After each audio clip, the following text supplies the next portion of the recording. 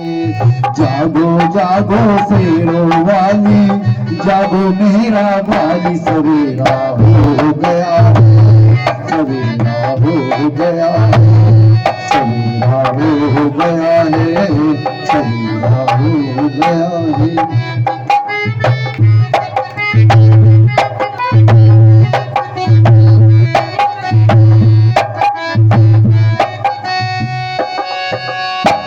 चहचा रही चिड़ियों ने,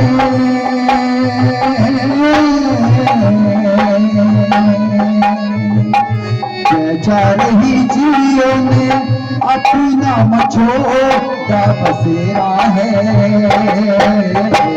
गिरी ने सुनहरी चमकी, कोयल ने दिल का तार छेड़ा है। बहार लाए वनमाली, जब पहाड़ों वाली, सवेरा हो गया है, सवेरा हो गया है। जागो जागो शेरों वाली, जागो मेरा वाली, सवेरा हो गया है, हो गया है। जहो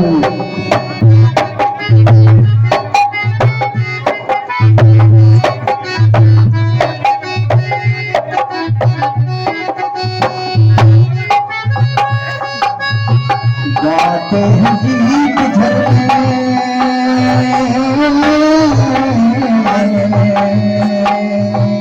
गाते हैं गीत झरने, नदियों में छेड़े मातराने हैं।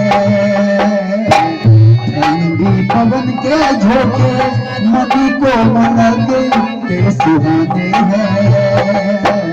उसमें डूबी है हरियाली, रात गई मतवाली, सवेरा हो गया है, सवेरा हो गया है। जागो जागो शेरा वाली, जागो मेरा वाली, सवेरा हो गया है, सवेरा हो गया है। जहो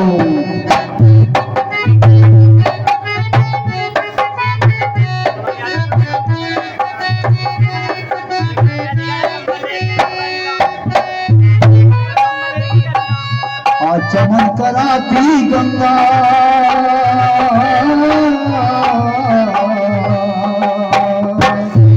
चमन कराती गंगा, मुखी धो रहे हैं सिंध सातों माँ। पूजन को आया लखा, जागो जागो शेर वाली माँ। सजी आरती की है थाली, जागो भगवान, सवेरा हो गया है, सवेरा हो गया है। जागो जागो शेरों वाली, जागो मेरा वाली, सवेरा हो गया है, सवेरा हो गया। छूट रही सूरज की लाली, जागो जोतो वाली, सवेरा हो गया है, सवेरा हो गया है, सवेरा हो गया है, सवेरा हो। बोलिए सच्चे दरबार की। एक बार सभी भक्त हाथ उठा करके बोले सच्चे दरबार की। क्या बात है, आपने मां के चरणों में कितना आपने परिश्रम किया आज पूरी रात, और जब फल मिलने के लिए होता है तो आप चारपाई पकड़ लेते हैं। जहां तक हमारी आवाज जा रही है, यहाँ पर जो प्रेजेंट थे रात में यहाँ पर मेहनत कर रहे थे, वो अगर मेरी आवाज सुन रहे हो तो कथा पांडाल में आने का कष्ट करें, माँ के दरबार में आने का कष्ट करें, क्योंकि आपसे ही भक्तों से, परम भक्तों से ही शोभा पांडाल की बढ़ती है। एक बार फिर बोले सच्चे दरबार की। क्या बात है। और 1 घंटे का समय दे दीजिए, फिर मौका मिले या ना मिले, और बड़े शांति पूर्वक ये, और हम ये जरूर कहते हैं कि गुण माताओं बहनों से अपने साथ छोटे छोटे बच्चे जरूर लाएं, जहाँ सत्संग होता हो, भगवान की चर्चा होती हो। वो सच्चे दरबार की।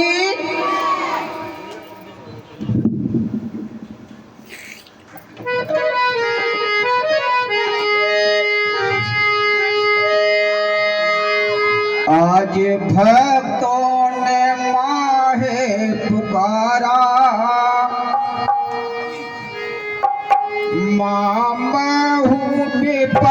का मारा।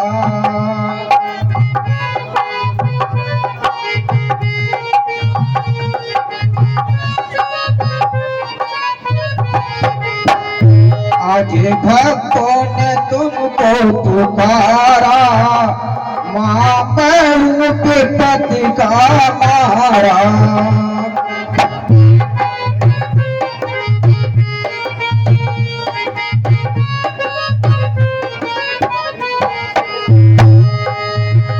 आज भक्तों ने तुमको पुकारा, मां मैं हूं विपत्ति का मारा। आके दे दो तुम हमको सहारा, आके दे दो तुम हमको सहारा। मैं हूं चरणों का दास तुम्हारा।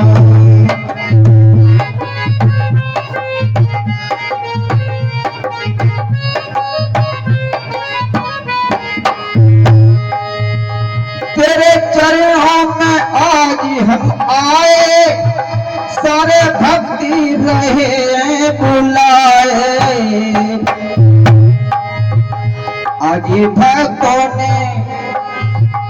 आज भक्तों को सुनाए कथा तारा। आज दे दो तुम हमको सहारा।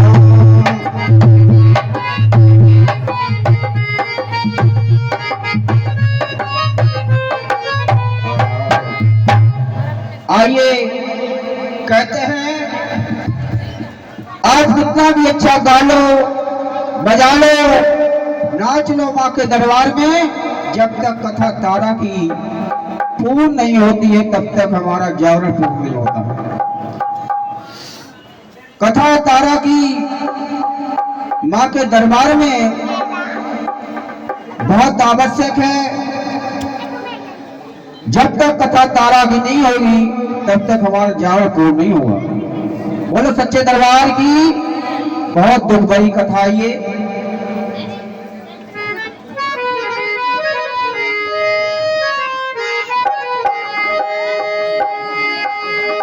और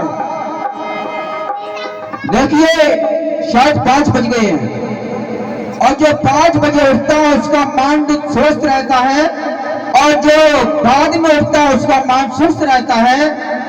इसलिए जो सूरज की लालिमा देखता है, निकलता हुआ सूरज देखता है, उसका तन और मन भी स्वस्थ रहता है।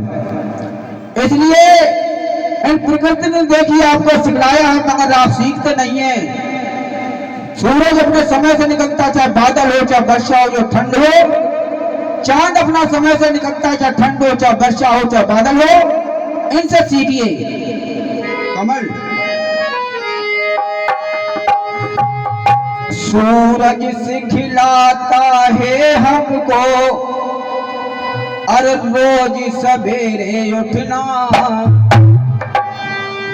और सिखलाती है हवा खुशी की लय में चलते रहना।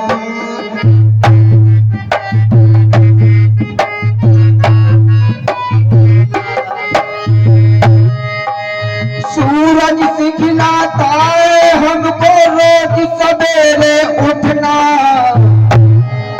और सिखलाती है हवा खुशी में लय में चलते रहना।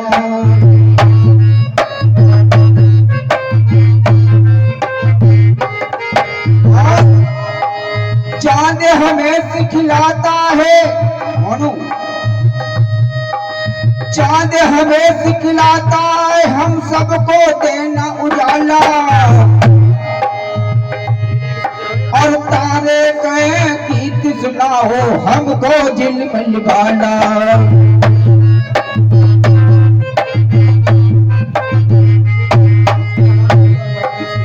इसकी आवाज और बढ़ा दो हारमोनियम की।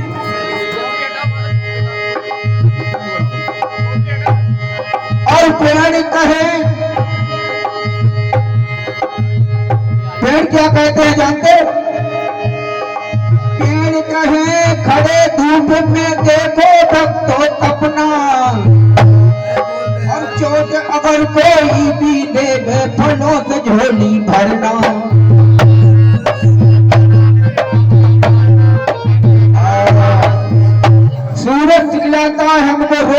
उठना, कितनी विपत्ति आ जाए, बादल घने छा जाए, मगर वो निकलना बंद नहीं होता, चलता रहता है।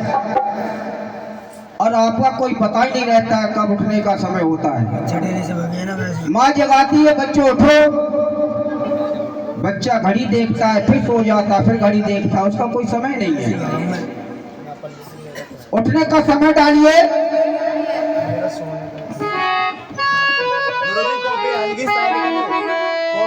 साइड कर लो। सही है।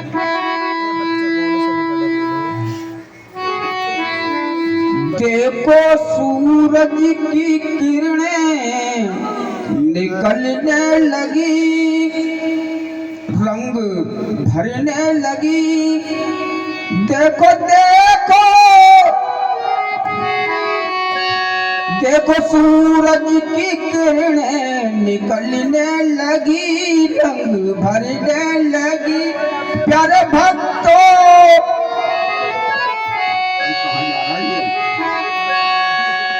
जागो जागो हाँ भक्तों, सुबह हो गई।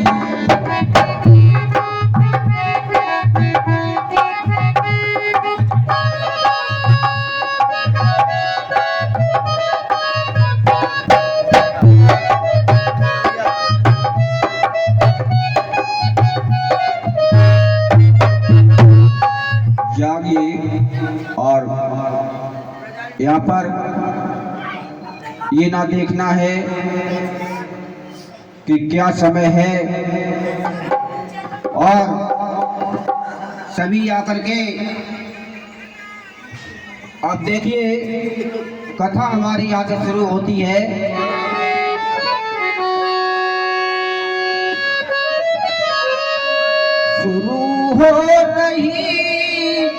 शुरू हो रही कथा, तारा रानी सुन के आता है नैनों से पानी।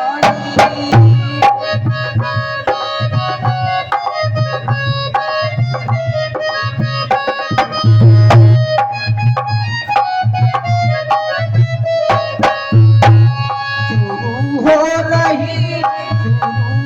रही है कथा, तारा रानी सुन के आता है नैनों से पानी।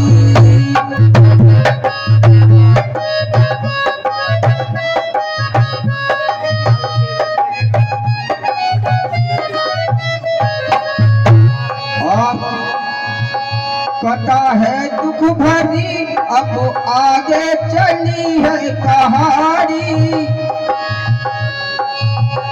कथा दुख है भरी, कथा दुख है भरी, अब आगे चली कथा तारा रानी। सुन के आता है नैनों से पानी।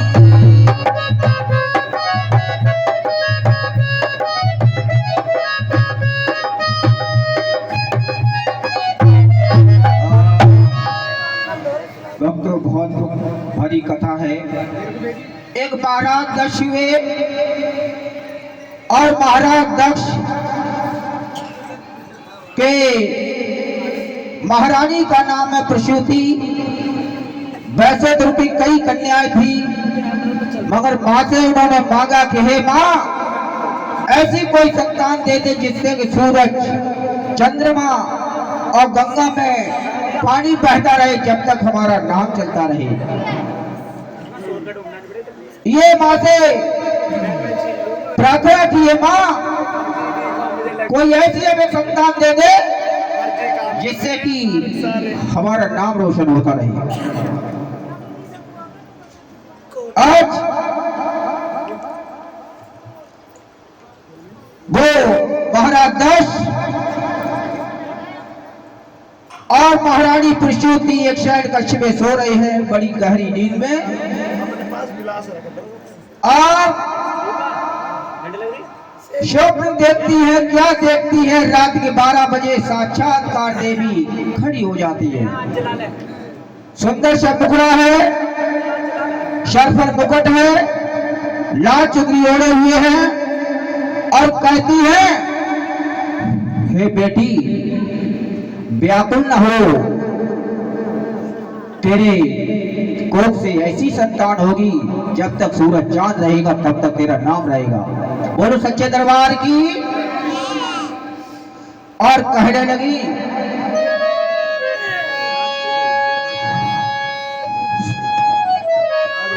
सुनो लली मैं कहूं भली, अब खुशियां आने वाली है, और तेरी कोख से ओ बेटी दो बिटियां आने वाली हैं।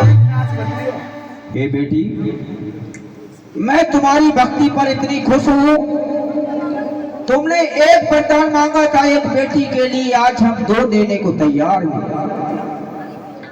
आज माँ ने ये स्वप्न में कहा,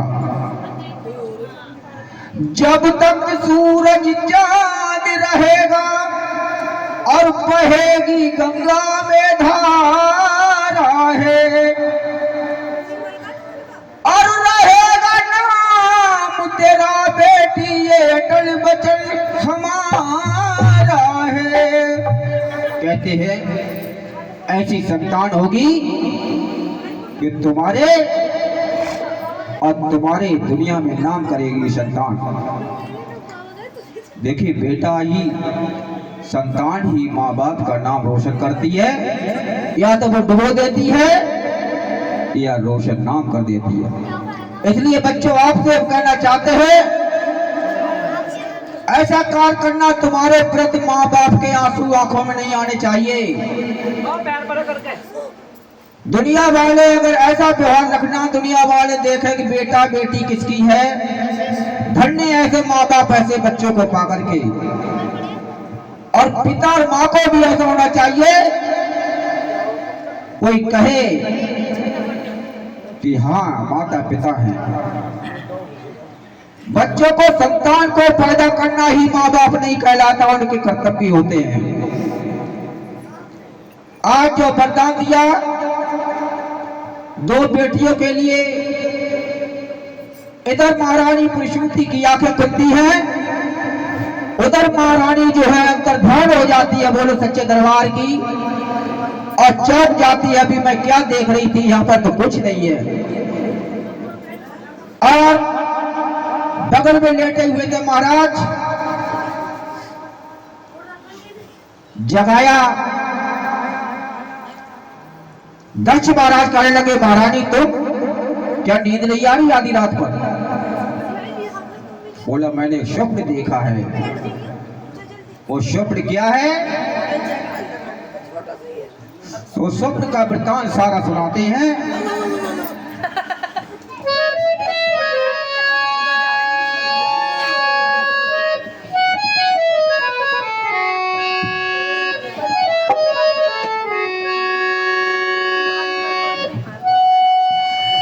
जब से जन्म लिया तारा ने कमल, और कब से कहां से हम कहां पड़ गए, और किस्मत के मेरे ताले खोले गए।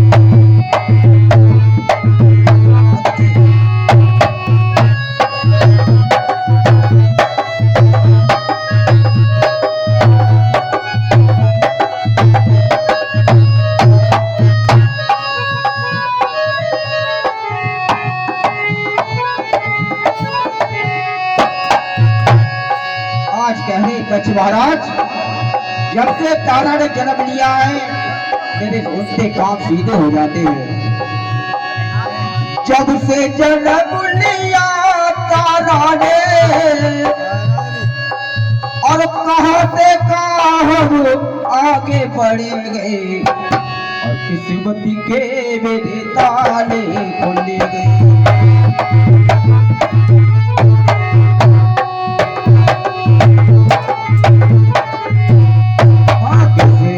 के मेरे ताले खोले गए, पति के मेरे ताले खोले गए। बोल सच्चे दरबार की।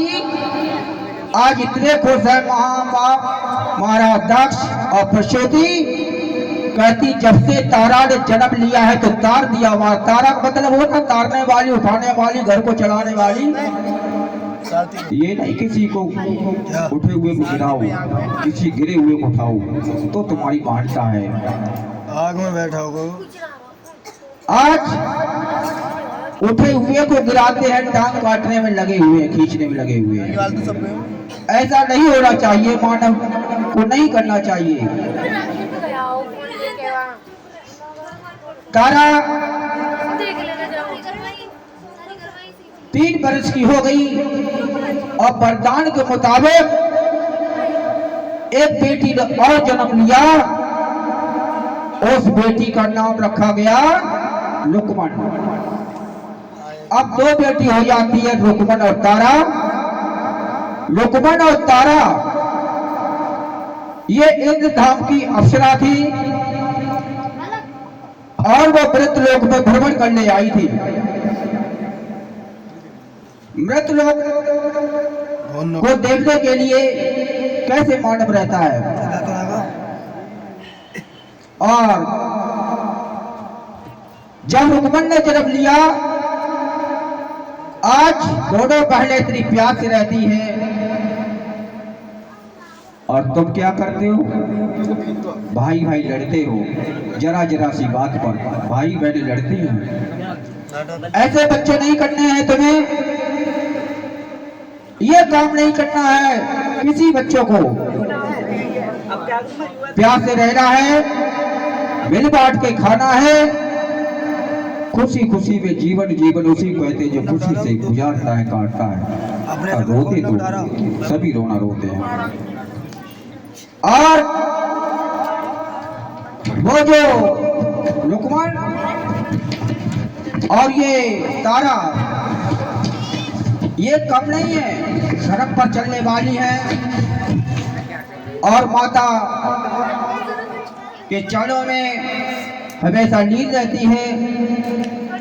जिस तरीके से पहरा दक्ष और पे सोती रहती है,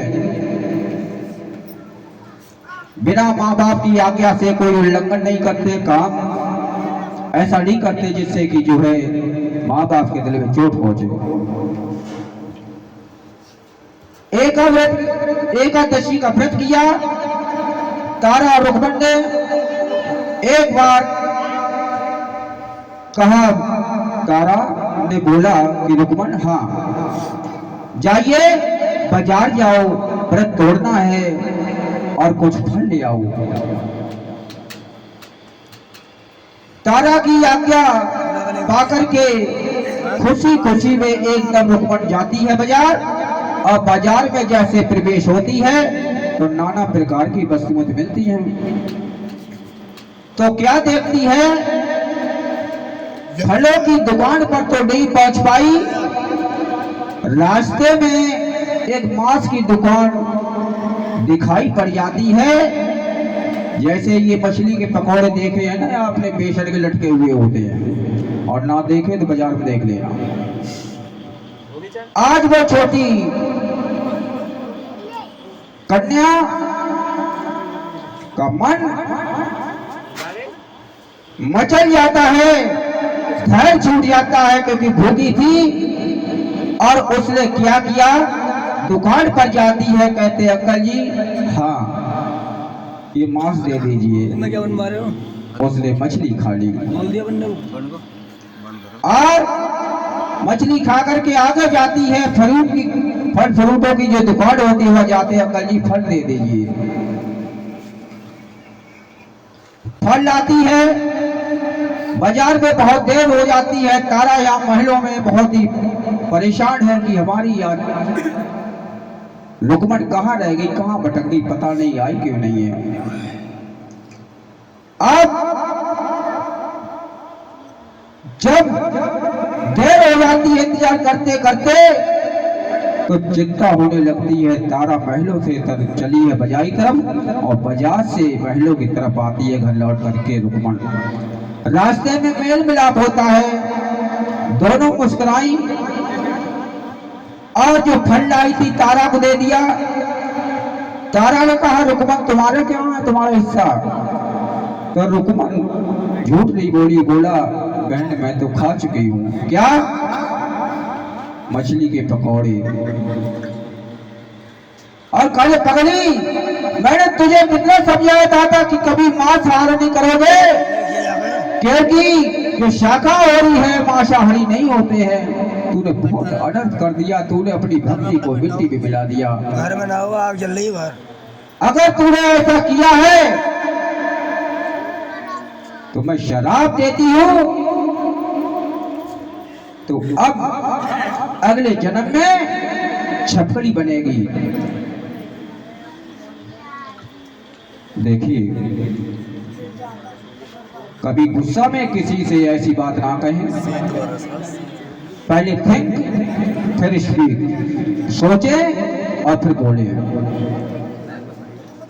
आज गुस्से में उसने शराब दे दिया तारा ने, अब कहा तू छपकली बन जा, कीड़े मकोड़े खाती रहना, तू मानव योनि के लायक नहीं है। आज पैरों तले जमीन खिसक जाती है, पैरों में गिर जाती, गिड़गिड़ाती है। बहन ऐसा मत करो मेरे साथ, ये अपने शराब जो है वापस ले लो। बोली नहीं रुकमन, मुंह से निकली हुई बोली, बंदूक से निकली हुई गोली और कमान से निकला हुआ तीर कभी वापस नहीं आ सकता है। ये हमारा वचन अटल है।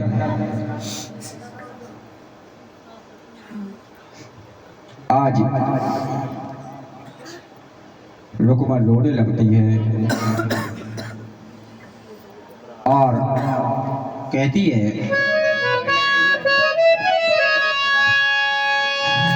जिंदगी न मेरे संग ये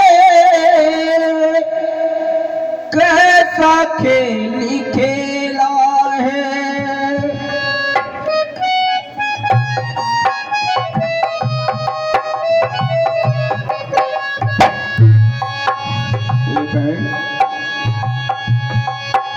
जरा सी गलती हो गई, तूने इतना बड़ा दंड दे दिया मुझे,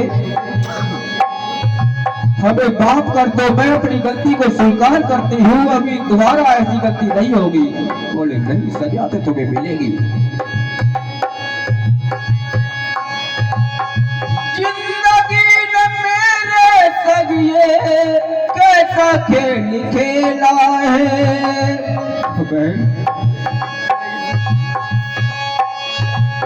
मेरी जिंदगी का बेड़ा बढ़ गया झमेला है।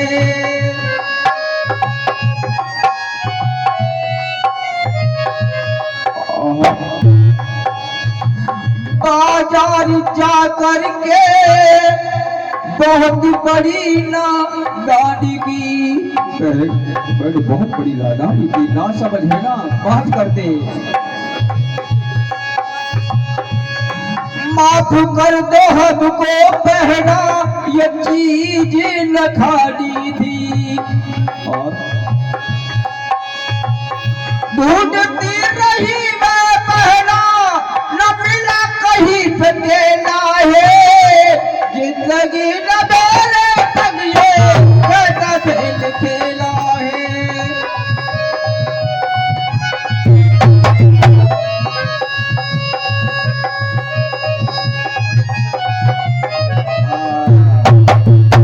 अब क्या हुआ बैल, माफ कर दो।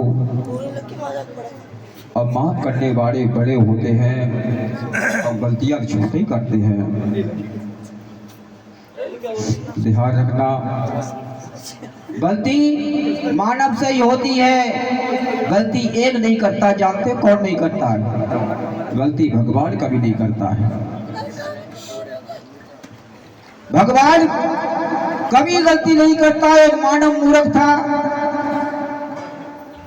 और भगवान को अपशब्द कहने लगा और कहा, ये भगवान तू कुछ पढ़ा लिखा है, तुझे किसने भगवान बना दिया है? देखिए, मनुष्य कह रहा है भगवान को, तू कुछ पढ़ा लिखा है, तुझे किसने भगवान बना दिया है? भगवान सामने खड़े हैं। बोले क्या हुआ, कोई गलती हो गई? अरे गलती बहुत बड़ी हो गई। इतने विशाल वृक्ष पर, आम के वृक्ष पर इतना सा फल, और एक बेल इतनी नाजुक होती है, उस पर लौकी यानी कद्दू इतना लंबा है। तो कुछ पढ़ा लिखा है कि नहीं? जबकि कहाँ है? जो बड़ी लौकी है बड़े पेड़ पर लगानी चाहिए थी, और छोटा फल नाजुक बेल पर चढ़ानी चाहिए। यहाँ पे अच्छा खासा बैठा हुआ, ठंड लगने लग रही। भगवान ने, मतलब हाथ में ठंडा लग रही, बाकी पूरे शरीर में ठंड लग रही। भगवान देखिए एकदम सजा नहीं देता है। भगवान चुप हो गए, बोले इसे समय पर हम बताएंगे, इसको जवाब देंगे। गलत मानव है या मैं हूँ? मालूम बात नहीं। कई साले बीत जाती है इस बात को, और वो मानव अपनी ससुराल जाता है। मई जून का महीना था, रास्ते में कुछ 4-5 वृक्ष थे आम के, उसमें आम लगे हुए थे। गर्मी पड़ी, धूप पड़ी हुई थी, चादरा बिछाया, उस पेड़ के नीचे सो जाता है, बिल्कुल चित मुंह ऊपर, इतनी गहरी निंद्रा में सो जाता है। भगवान ने कहा अब सबक सिखाने का समय आ गया। भगवान ने क्या किया? हवा चलाई, एक आम तोड़ करके उसकी नाक में लगा जाके, और इतनी तेज उठा उसे तो 10-5 मिनट तो बेहोश हो गया। अब खड़े होकर कहने लगा, हे भगवान तू महान है, अगर यहाँ पर बड़ा कोई फल लगा देता तो आज मेरी जिंदगी खत्म थी। बहुत सोच समझ के तूने कार्य किया है, मैं गलत हूं, तू सच है। बोलो सच्चे दरबार की। तो भगवान कभी गलत नहीं करता है, बहुत सोच समझ के दुनिया बनाई है। आज ये रुकमन कहने लगी, बहन गलती हो गई है, मुझे माफ कर दो। ये बात ध्यान रखना, अगर गलती हो जाती है उसे स्वीकार कर लीजिए, आगे कोशिश ना करें गलती की। गलती दोहराओगे तो सजा तो तुम्हें मिलेगी, बस आज जैसे रुकमन को मिलेगी।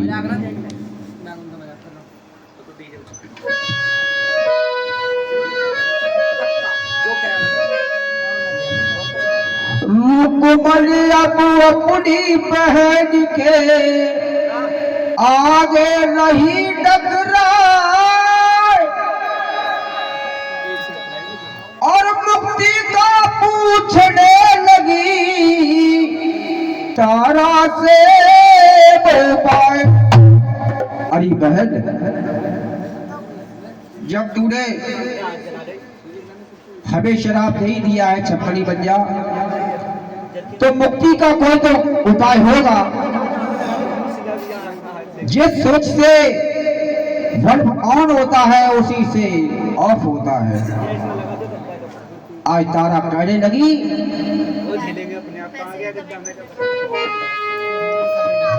रुकमन अब धीरज धरो, होता क्या पछताए, और लिखी विधाता ने पहना कोई बैठ सकेगा। जो लिख दिया है कोई बैठ नहीं सकता। जो कुछ लिखी विधाता ने थोड़ी बड़ी बलवान है, और अगले जन्म में पेटी करना त्यागी और बलिदान है। अगले जन्म में परोपकारी कार्य करना, और परोपकारी कार्य करोगे तो पाप जो है पुण्य में बदल जाएंगे। हम जागरण क्यों कराते हैं? इसलिए कराते हैं। कुछ लोग हंसने वाले होंगे, कुछ लोग हंसने वाले होते हैं। जो कराता है उसे पूछो कब से तैयारी करना होगा, एक भाई मेहनत करके कमाई की। मगर हम उससे कहना चाहते हैं राकेश बाबू से, कि आपकी मेहनत व्यर्थ नहीं जाएगी। ध्यान रखना, दुनिया हंसे, हंसने दो, उस पर मत चलना। जब तक भक्त की हो न हासी, तब तक भक्ति हो न साची। भक्त की हंसी होना बहुत जरूरी है, और जब हंसी होती है लोग दुनिया वाले दीवाना कहने लगे, पागल कहने लगे, तो आप समझना मैं सही राह पे चलता हूं। उसकी परवाह दुनिया वाले करोगे तो आप आगे नहीं निकल पाओगे।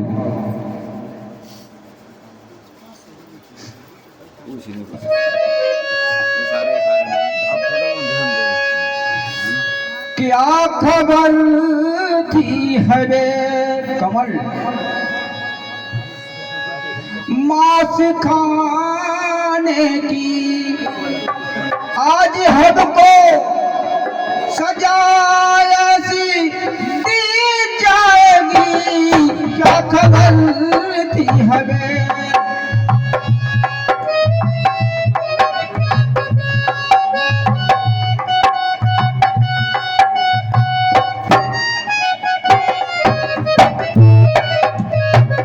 आज मुझे नहीं पता था मांस खाने से हमें इतनी बड़ी सजा मिलेगी। अब बहन, अब क्या करूं? आज वो छपकनी है, वो रुकमत है, अपना ये तन को, शरीर को त्याग करके छपकली बन जाती है। और छपकली जब बन जाती है, आज तारा बहुत व्याकुल है। मैंने अपनी बहन को खो दिया है, मैंने गुस्से में क्या बोल दिया है, हमें ऐसा नहीं बोलना चाहिए था। आज बहुत पछता रही है तारा।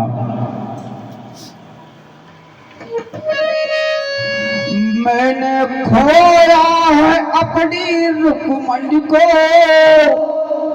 आग लग जाए इस जिंदगी को।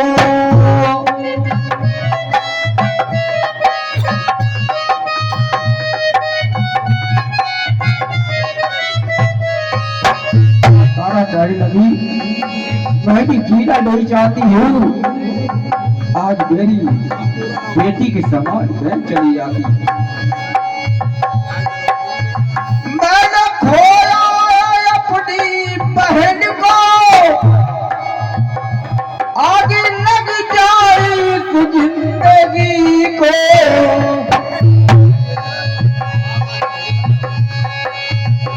मैंने खोया है अपनी रुकमनी को, आगे लग जाए इस जिंदगी को।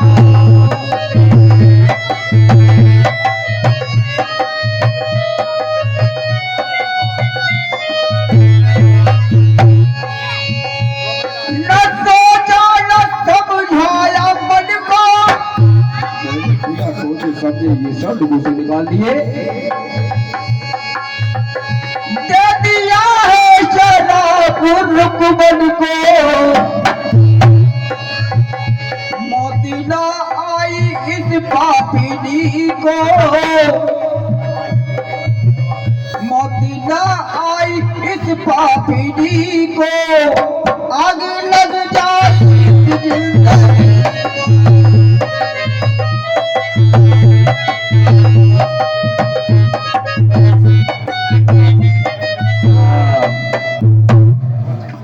आज तारा बहुत व्याकुल है, आंखों के सामने अंधेरा है, ना खाती ना पीती है, ऊपर के कांटा भक्त हो गई है। देखिए, माँ बेटे से गुस्से में कह देती है तू घर से निकल जा, गुस्से में। और जब वो घर से निकल जाता है, नहीं आता है, तो माँ छत से चढ़ करके देखती है मेरा बेटा इधर से आ रहा होगा, इधर से आ रहा होगा। जब नहीं दिखाई देता है तो वो भी खाना छोड़ देती है। तो इसलिए गुस्से में कुछ ना कहे, गुस्से में कह तो दिया, मगर बहुत प्यार करती थी। दोनों बहनें बड़ी हिल-मिल के रहती थी, एक साथ खाती उठती बैठती थी। आज क्या हो गया? इधर जो छपकली है गुरु गोरखनाथ के आश्रम में निवास करने लगी और सोसाइटी का बड़ा अंतर होता है। आज संत के यहां वो छपकली रहने लगी, वही गुण आ गए संत वाले। आज व्यतीत करने लगी। एक दिन की बात है, गुरु गोरखनाथ के आश्रम में 1400 चेले रहते थे शिष्य। वो शिष्य में नंबर 1 का शिष्य बहुत विद्वान था, बहुत होशियार था और अपने गुरु का बहुत आदर करता था। कथा में बात नहीं करते भैया। और वो गुरु गोरखनाथ का जो शिष्य था समाधि में बैठा हुआ है, ध्यान मग्न है, बगल में उनके कमंडल रखा हुआ, उसमें जल है और चिमटा भी रखा हुआ है 3.5 फुट का लोहे का। संतों के पास चिमटा कमंडल यही होता है। इधर क्या होता है, उसकी आंखें बंद हैं। इधर कपिला गाय भागती ही आती है, प्यासी है, कहीं जल नहीं मिल रहा उसे, तो उधर से गुजरती है। जल रखा था उस कमंडल में, उस गाय ने मुंह डाला उस कमंडल में और जल को पी लिया। इधर उस शिष्य की आंखें खुलती हैं। जो विद्वान था वो मूर्ख बन जाता है, इतना क्रोधी हो गया, उसने चिमटा लिया और गाय को मारने लगा। इतना मारा लहू लुहान कर दिया। आज जब ये बात सुनी, इतनी लेट बढ़ रही है, पूरा रहा तो भक्तों उस आश्रम में खलबली बच गई कि गुरु गोरखनाथ के शिष्य ने गाय को मारा है। जैसे ही गुरु गोरखनाथ आए, शिष्य को बुलाया गया, क्यों मारा? कि इसने जल पी लिया। बोला, अरे नादान, कोई पशु पक्षी तुमसे पैसे नहीं मांगता, कपड़े नहीं मांगता, घर नहीं मांगता, वो केवल भोजन ही मांगता है। वो प्यासी थी, पानी पी लिया, क्या हुआ और ले लेता। तूने अनर्थ किया है और इसकी सजा ये है, आश्रम से निकलना पड़ेगा। और सच्चे दरबार की, और जब सुधर जाएगा तो आ जाना, सोचूंगा। तो देखिए, न्याय उसे कहते हैं। उस शिष्य की गलती ये थी, उसने गुरु से अपनी गलती स्वीकार नहीं की, माफी नहीं मांगी। माफ भी कर सकते थे, माफी वही देता है जो बड़ा होता है। जब निकाल दिया तो उसने शिष्य ने अपना अपमान समझा कि हमारे गुरु ने आज मेरा इतना तिरस्कार किया है, इसका बदला जरूर दूंगा, इनको भी बदनाम कर दूंगा। आज गुरु गोरखनाथ ने उसी आश्रम में यज्ञ रचाया और देश विदेश के ऋषि मुनि आए उस यज्ञ में, बड़े विद्वान आए। रसोइया ने उस भंडारे का आयोजन किया और रसोइया में खीर बन रही थी एक बड़ी कढ़ाई में। और गुरु गोरखनाथ के वो शिष्य जो आश्रम से निकाला गया, तो उसे पता लगा कि ऐसा काम हो रहा है, तो उसने कहा कि अब सबक सिखाने का समय आ गया है। उसने प्लान सूझा, एक काला सर्प ले आया विषैला, मार करके उसके खीर में डाल दिया। बोलो सच्चे दरबार की। सोते ना है, जब खीर में डाल देता है, उसे देखा किसी नहीं, क्योंकि उस रसोई में कोई रसोईया नहीं था। और कौन देख रहा था? वही छपकली जो पूर्व जन्म में रुकमन थी, और किसी ने नहीं देखा। अब छपकली बोल तो सकती नहीं है कि मैंने देखा, क्या देखा, किसने ऐसा कार्य किया। वो छपकली देख रही है दीवार पर से उस खीर को, और उसे याद आ जाता है अपनी बहन तारा का जो शराब दिया था, जो बलिदान करेगा वो तुम्हारा पुण्य में बदल जाएगा और पुनः मानव योनि में जन्म आपको मिलेगा। उधर जो है छपकली इंतजार करती है कोई रसोईया आए। अभी अगर हम प्राण देते हैं तो कोई हमें नहीं देखेगा। 4-5 आए, उन्होंने देखा खीर बनी या ना बनी, चलो कढ़ाई देख लूं चल के। 4-5 आए, खीर चेक कर रहे थे। उधर छपकली को अच्छा मौका मिला, मौका अच्छा है, और एकदम छलांग मार देती है और उसके प्राण उसी में प्राणांत हो जाता है। बोलो सच्चे दरबार की, दोनों हाथ उठा के बोलो सच्चे दरबार की। इसे कहते हैं बलिदान त्याग। जो दूसरों के लिए जीते हैं, दूसरों के लिए मर जाते हैं, उसी का ही जीना होता है। वरना बहुत से आते हैं कीड़े मकोड़े ऐसे मर के खा के और चले जाते हैं, कोई देख जानता ही नहीं गली में।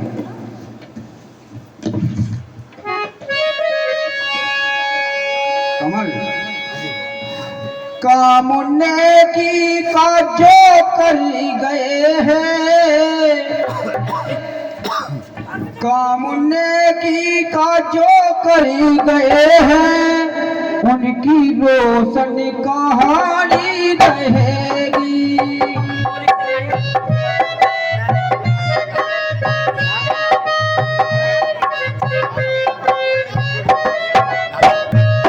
जो नेकी का अच्छा काम करते हैं, जब तक सूरज और चांद रहेगा नाम चमकता रहेगा। और कामुन्ने की का जो कर गए हैं, उनकी रोशन कहानी रहेगी। कामुन्ने की का जो कर गए हैं, उनकी रोशन कहानी रहेगी।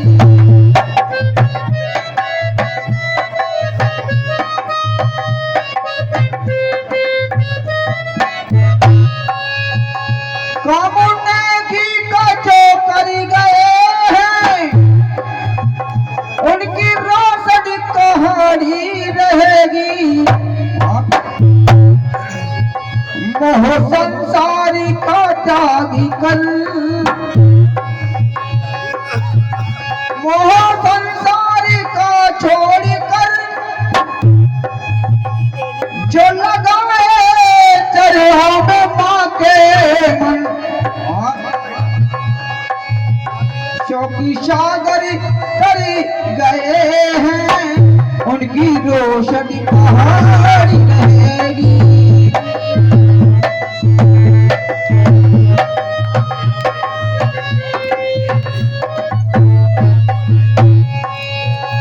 यूं तो मरते हैं कारों की तरह, कारों की तरह बहुत मरते हैं, उन्हें कोई नहीं जानता है। यूं तो मरते हैं लाखों आदमी, कारों की तरह। दूसरों के लिए जो मर गए हैं, उनकी रोशनी कहानी रहेगी।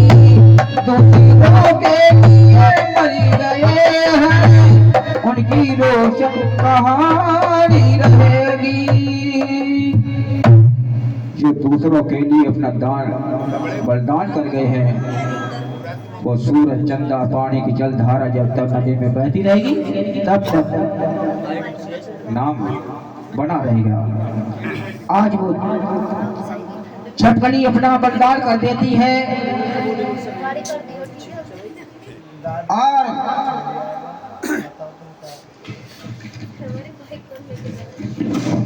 और पूरे आश्रम में खड़बड़ी मच जाती है। आज छपकली ने अलर्ट कर दिया। क्या हुआ कि कढ़ाई, खीर की कढ़ाई में कूद जाती है, पूरी खीर खराब करती है। तो वहाँ सभी लोग इकट्ठे हो जाते हैं, ऋषि मुनि। कोई अपशब्द कहता है, कोई गालियां देता है, भद्दी भद्दी नाना प्रकार की बातें करते हैं। इस छपकली ने तो बहुत गलत काम किया है। कुछ विद्वान कहने लगे अब जो हुआ इस खीर को ले जाकर के गड्ढा खोद के गाड़ दिया जाए, ऊपर से मिट्टी से ढक दिया जाए, नहीं तो कोई पशु पक्षी खाएगा, अनर्थ हो जाएगा। ऐसा ही किया गया। खीर की कढ़ाई को ले जाते हैं, गड्ढे में डाला गया और क्या देखते हैं, तली में एक काला सर्प की हड्डियां दिखाई देती हैं। बोलो सच्चे दरबार की। चौंक जाते हैं वहां के विद्वान ऋषि मुनि और उनका मत बदल जाता है। कहते हैं छपकली को हम भला और बुरा कहते थे, छपकली ने तो हमारी जान बचाई है, किंतु दोष इस सर्प का है। आज सभी वो ऋषि मुनि वो जगत पिता परमेश्वर से ध्यान लगाते हैं, प्रार्थना करते हैं, हे जगत के पालनहार, इस छपकली को मानव योनि में दोबारा जन्म होना चाहिए। बोलो सच्चे दरबार की। देखिए दुआ और बददुआ यहाँ काम आती है। आज वो प्रार्थना जगत पिता परमेश्वर ने सुनी और स्वीकार कर ली। और उस छपकली का जन्म कहाँ होता है? महाराज ईशपाश के यहाँ। महाराज ईशपाश एक बहुत ही ईमानदार, शक्तिशाली, कर्मठ महाराज थे और मां के चरणों में हमेशा लीन रहा करते थे, मां के भक्त थे। वो छपकली पुनः कन्या के रूप में जन्म लेती है और उसका नाम रखा जाता है रुक्मण। पहले जन्म में बेटी थी, फिर दूसरे जन्म में छपकली, फिर तीसरे जन्म में फिर बेटी हुई। अब बड़ी खुशी है और खुशी तो होनी चाहिए क्योंकि राजा थे, सब कुछ था, धन दौलत, मगर कोई ऐसी संतान नहीं थी। ज्योतिषियों को बुलवाया गया और कहा ज्योतिषियों निकालो हमारी बेटी की कुंडली। कुंडली में जो देखा तो ज्योतिषी अपने सर नीचे झुकाकर बैठ गई। महाराज कहने लगे क्या बात है ज्योतिषियों, बोलते क्यों नहीं हो?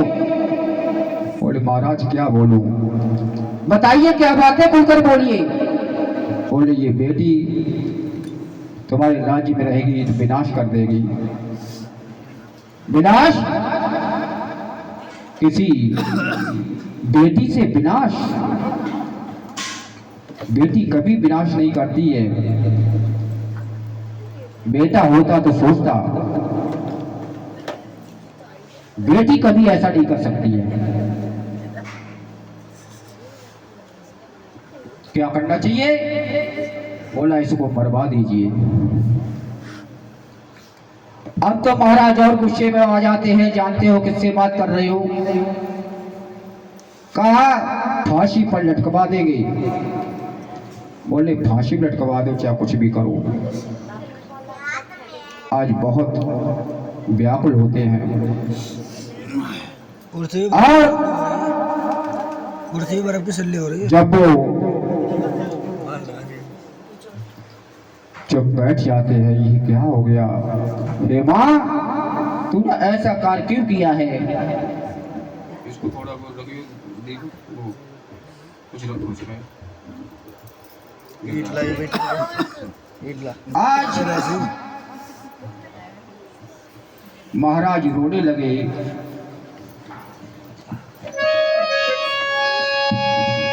हंसा के रुलाया रे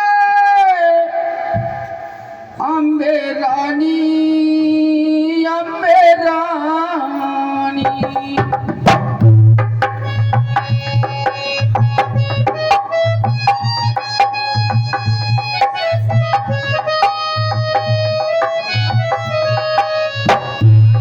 हंसा के रुलाया रे अम्बे रानी अम्बे रानी। अरे माँ, तूने दिया तो क्या दिया, इससे बढ़िया ना देती तो अच्छा था। कुछ समय के लिए तूने हंसाया फिर रुलाया, ये क्या तेरी माया है। अब क्या करना चाहिए। ज्योतिषियों ने फिर कहा महाराज एक उपाय है। क्या है जल्दी बताओ। बोला ऐसा करो कि एक संदूक लाओ, संदूक के ऊपर हीरा पन्ना जवाहर जड़वा दीजिए और इस बेटी कन्या को लिटा करके गंगा में बहा दीजिए, जल में बहा दीजिए। आज महाराज सुन करके बेहोश हो जाते हैं। हम ऐसा कैसे अनर्थ कर सकते हैं। बेटी तो बेटी होती है, बेटा होता तो सोच भी सकते थे। और आज बेटियों पर अनर्थ करते हैं। तो आज उसको ऐसा ही किया गया। संदूक मंगाया गया, हीरा पन्ना जड़वा करके बेटी को लुटा करके और जल में बहा दिया। शाम को बहाया, ऊंची ऊंची लहरें चल रही थी, धारा में वो संदूक बह रहा था, काशी नगरी की तरफ जा रहा था। और काशी नगरी के निकट, उस जल के निकट जो है नदी जा रही थी, उसके किनारे पर एक झोपड़ी बनाकर के एक माँ का सेवक रहता था, माँ का भक्त बहुत बड़ा। नाम था राम सेवक। और वह भक्त माता के चरणों में हमेशा लीन रहता था, मगर उसके ना तो कोई संतान थी और बहुत गरीब था।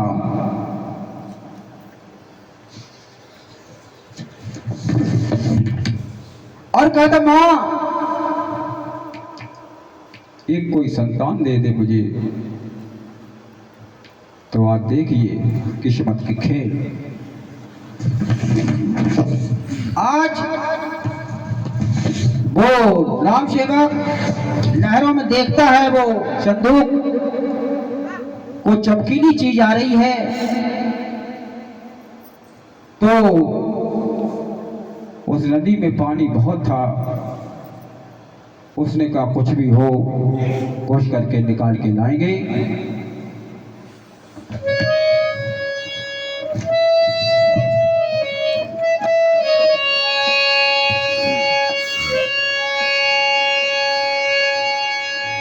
पानी नदी में बहुत गहरा, कहीं ना नाव दिखाती है।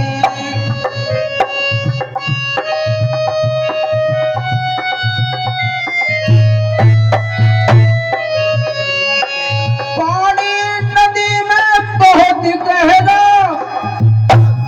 कहीं ना नाव दिखाई है। जल में घुसी करके भक्तों, जल में घुस गयो भक्तों, मन में अति हर्षाई है।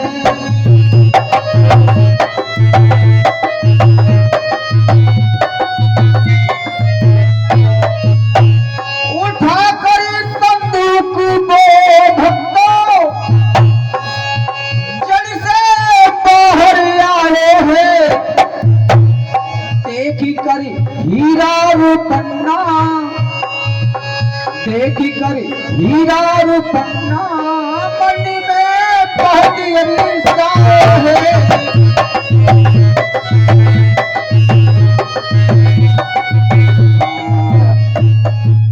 हीरा पन्ना की क्या वैल्यू वो जानता, वो नहीं जानता था ये कितने कीमती होते हैं, क्योंकि गरीब था, उसने कभी देखा ही नहीं।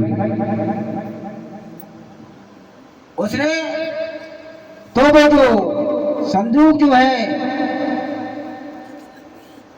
चमकीला चमकीला देखा, मगर उसकी कीमत पता नहीं थी उसे। कुछ जानकार आए, उन्होंने देखा रही ये तो बहुत कीमती है। और अभी तो ऊपर ही देखा, जब ताला खोलकर देखा तो उसमें एक सुंदर सी कन्या सुकुमारी राजा की बेटी लेटी हुई है। देखिए उसने दो बनाए हैं, ऊपर नीचे दाएं बाएं आगे पीछे पूरब पश्चिम ठंडा गरम, मारने वाला और जीवन देने वाला। आज जल में इस बेटी को बहा दिया, उसे जीवन देने वाला भी मिल गया। आज बड़े खुश हैं और कहते हैं माँ तेरी लीला परंपार है, तूने दोनों हाथ में लड्डू दे दिए, एक हाथ में संतान दे दी, एक हाथ में धन दे दिया। अब तुझे क्या धन्यवाद दूं। बहुत खुश है और वो लाड़ प्यार से पालते हैं और नाम प्यार से रखते हैं रुक्को। बोलो सच्चे दरबार की। जब रुक्को नाम रखते हैं क्योंकि गरीब घर में पैदा हुई थी ना, वो पहुंची जाके रुक्को। जब राजा के आती तो रुकमन। आज बड़े लाड़ और प्यार से पाला, जवान हो गई और उसका ब्याह कर दिया। काशी नगरी में जब महाराज हरिश्चंद्र का शासन चलता था, महाराज हरिश्चंद्र का शासन चलता था, उस क्षेत्र में शादी हो जाती है उस रुक्को की, और महाराज हरिश्चंद्र के महलों में लोगों की सास सेवका के रूप में काम करने जाती थी, झाड़ू पोछा लगाने के लिए। और महाराज हरिश्चंद्र की पत्नी का नाम जानते तारा, और तारा वही थी लोगों की बहन पूर्व जन्म की। एक वृक्ष की दो डाली किस्मत जुदा जुदा, एक तो महारानी बनती है, एक सेवका बनती है। एक दिन की बात है, लोगों की सास बोली है लोगों के हाँ आज मेरी तबीयत सही नहीं है, तुम मेरे बदले काम करने चली जाओ महलों में। खुशी खुशी में एकदम मुस्कुराती है और कहती है माँ आज आराम करो, मैं जाती हूँ। बदले में कार्य करने के लिए जाती है, महलों में जैसे प्रवेश करती है। लोगों तो नहीं जानती है ये कौन है, मगर तारा पहचान लेती है ये मेरी छोटी बहन है पूर्व जन्म की। तारा कहती है आओ बैठो। तो जो रुक्को है शर्मा जाती है, कहती कहा महारानी, कहा मैं सेवका, मैं कैसे बैठ सकती हूँ। बोले नहीं, सारा वृत्तांत सुनाती है पूर्व जन्म का। तुमने ऐसे ऐसे कार्य किए, हमने शराब दिया, तुमने वो जन्म लिया, उससे मुक्ति पा करके इसमें आई। सारा वृत्तांत सुनाती है। तुम मेरी छोटी बहन हो, मैं तुम्हारी बड़ी हूं, परेशान ना हो। अब तो किस्मत की ताली खुल गई, देखी कहां मिले जाके। और एक दिन की बात है, रुको ने मां से कहा हे मां एक कोई संतान दे दे। तो मां के वरदान से एक बेटा हो जाता है रुको के। और कहा बेटा जब हो जाएगा तो मैं जागरण करवाऊंगी। अब बेटे के खुशी में जागरण कराना भूल गई, खुशियों में भूल ही जाते हैं। जब भूल गई माँ ने याद करवाया, उस बेटे के शरीर में माता का रोग फैल जाता है। छोटी माता होती निकलती थी, छोटी माता बड़ी माता बहुत परेशान हो जाती है, कई दवाई कराती है, नहीं सही होता है तो रुक को भागकर भी जाती है अपनी बहन तारा के पास। तारा बहन देखो मेरे बेटे क्या हो गया। तारा समझ जाती है, कहा रुकमन तुमने कुछ ऐसा तो नहीं कहा क्या, माँ के लिए कुछ बोला हो, याद करो। याद आया, कहा बहन मैंने बोला तो है जागरण कराने के लिए। तो तारा ने कहा ठीक है यही दवाई है, बेटा तुम्हारा ठीक हो जाएगा। माँ से कहो, प्रार्थना करो कि मेरा बेटा माँ ठीक कर दो, और मैं जागरण कराने को तैयार हूं। इतनी अर्जी दी, एक हफ्ता नहीं हुआ वो बच्चा बिल्कुल ठीक हो जाता है। बोलो सच्चे दरबार की। और जब ठीक हो जाता है तो तारा कहती है अब तुम तैयारी करो जागरण की। इधर जागरण की तैयारी करते हैं विशाल। जाओ विशाल जाओ तो सही, आप प्रसाद बटेगा। कहाँ विशाल? विशाल बाहर है, पंडित जी को बता दो ना, दे देंगे। पंडित जी को बता दो, रखा तो है।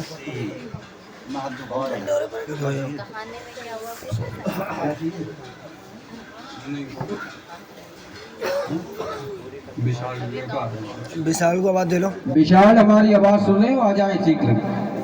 हमने जो है रुको के दोहरा विशाल आगो और रुको बड़ा जुड़ा मैंने कि भाई गौ विशाल आगो आगा आगा आगा आगा आगा आगा। तो छोटे के माता रे बड्डा आगो तो कहाँ परेशान। अरे कितना करवाई चाहते हो? आ रहे हैं, हाथ धोने आ रहे हैं। अब लुकमान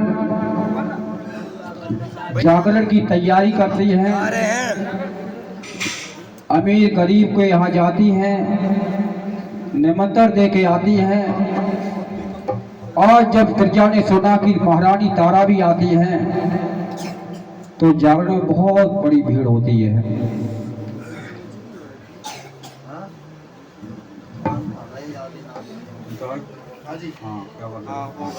भैया हेलो